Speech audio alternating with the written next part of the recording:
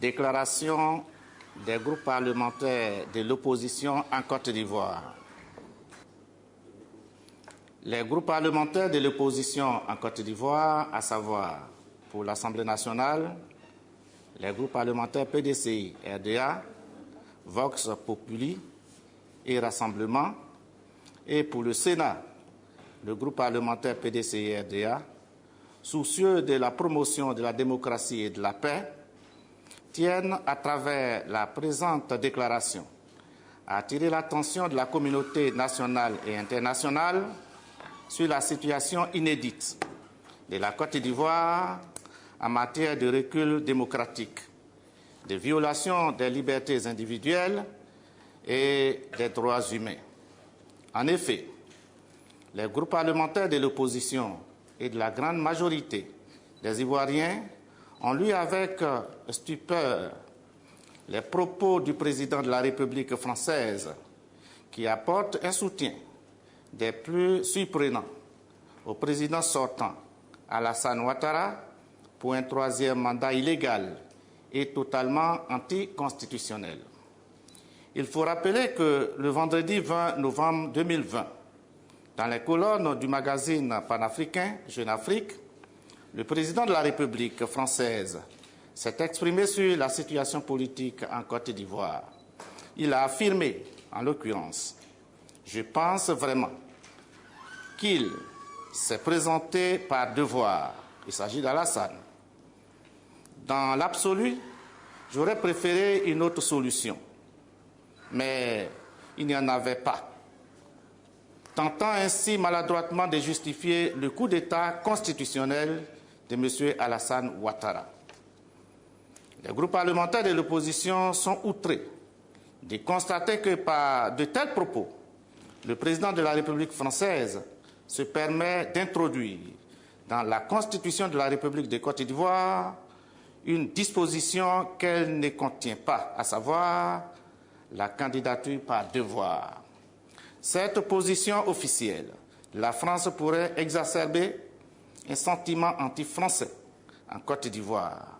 Il convient de rappeler que la Constitution de la République de Côte d'Ivoire limite strictement le nombre de mandats présidentiels à 2. Le viol de la Constitution par M. Alassane Ouattara a eu des conséquences désastreuses en termes de pertes en vies humaines et de destruction de biens matériels. En effet, les nombreuses manifestations populaires contre ce troisième mandat ont été violemment réprimées par les milices et les microbes supportés par le régime de M. Ouattara, comme l'attestent les récents rapports de l'organisation Amnesty International. On enregistre 1. Des attaques de manifestants aux mains nues, à l'arme blanche, machette, couteau, parfois à balles réelles, ou brûlés vifs, occasionnant des morts atroces et des blessés graves en grand nombre. 2. Des destructions importantes de biens matériels. 3. Des arrestations et emprisonnements arbitraires d'opposants politiques et de plusieurs membres d'organisations de la société civile. 4. Des arrestations et incarcérations des parlementaires, députés et sénateurs en violation de leur immunité parlementaire. Au surplus, la crise politique actuelle sert de prétexte à l'instauration en Côte d'Ivoire d'un régime répressif, favorisant les règlements extrajudiciaires et banalisant les assassinats et autres crimes politiques. L'horreur a atteint son paroxysme avec la décapitation sans suite judiciaire comme à ce jour de M. Nguessan Kofi Toussaint, un jeune opposant au troisième mandat, dont la tête a servi de ballon de football à ses bourreaux.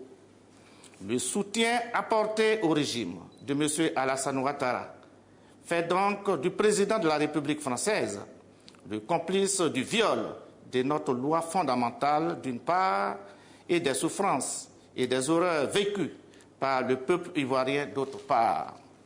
Ce parti pris du président de la République française sur le cas de la Côte d'Ivoire est en contradiction avec la position de la France exprimée en faveur de la promotion de la démocratie dans le monde, notamment au Venezuela, en Biélorussie, au Niger, position fondée sur les valeurs républicaines qui caractérisent la France, pays par excellence de la liberté et des droits de l'homme. Au Venezuela, la France s'est rangée du côté de la démocratie, soutenant activement l'appel public de l'opposition lancé par M.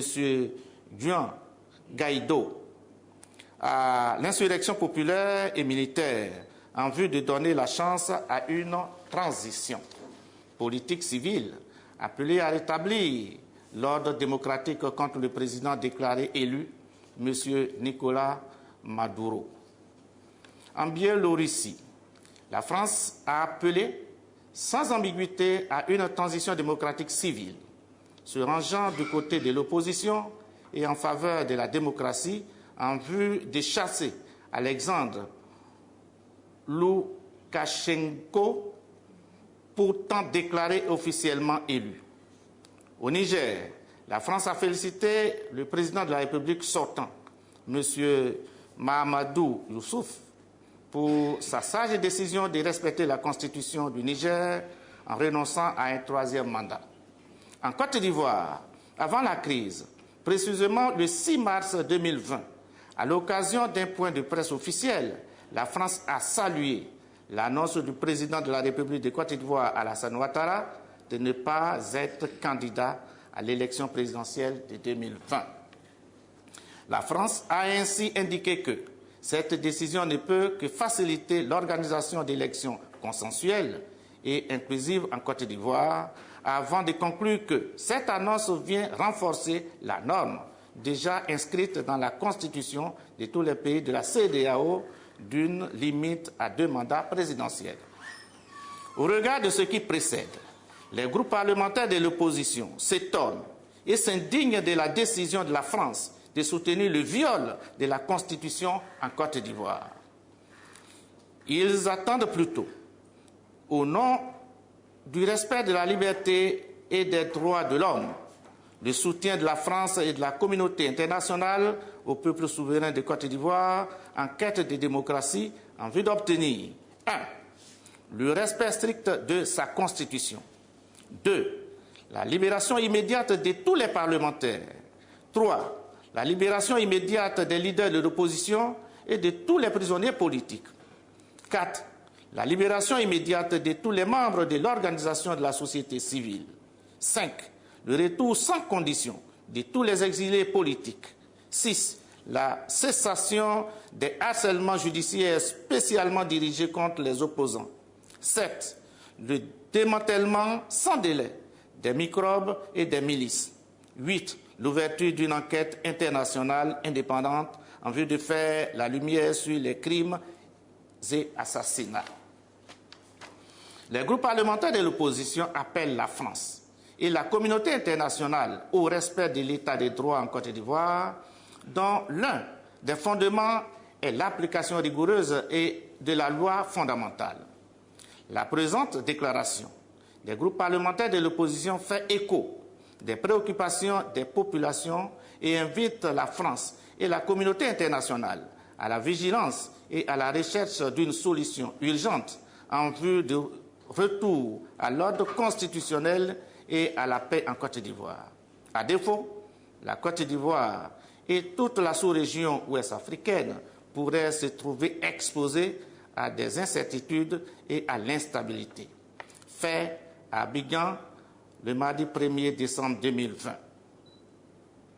Pour les groupes parlementaires de l'opposition ivoirienne, le groupe parlementaire PDCI-RDA à l'Assemblée nationale, le groupe parlementaire Vox Populi à l'Assemblée nationale, le groupe parlementaire PDCI au Sénat, le groupe parlementaire Rassemblement à l'Assemblée nationale. Merci.